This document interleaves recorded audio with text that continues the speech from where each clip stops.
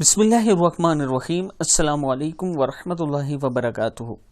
عابد راجہ channel کی طرف سے آج میں اپنے دوستوں سے شیئر کروں گا کہ رسول اللہ صلی اللہ علیہ وسلم نے کس شخص کو بدترین چور کہا۔ اس سے پہلے میں اپنے تمام دوستوں سے گزارش کروں گا کہ میرے چینل کو سبسکرائب کر لیں، بیل آئیکن پہ کلک کر لیں تاکہ ڈیلی ویڈیو آپ دوستوں تک پہنچتی رہے۔ تو سٹارٹ کرتے ہیں آج کا لیسن۔ بسم اللہ الرحمن الرحیم۔ رسول اللہ صلی اللہ علیہ وسلم نے فرمایا، بدترین چوری کرنے والا وہ شخص ہے جو نماز میں سے چوری کر لیتا ہے۔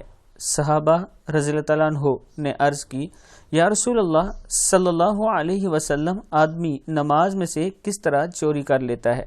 ارشاد فرمایا، وہ رکوع اور سجدہ اچھی طرح نہیں کرتا۔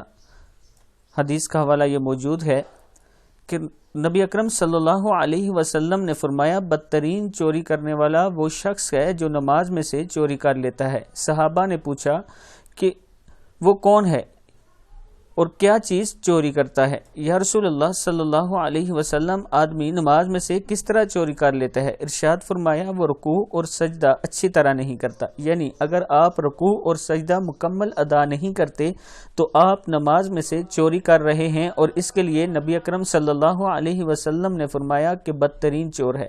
تو دوستو، جب بھی نماز پڑھو تسلی کے ساتھ، آرام کے ساتھ اور اچھے طریقے سے پڑھا کریں تاکہ ہماری نمازیں قبول ہو۔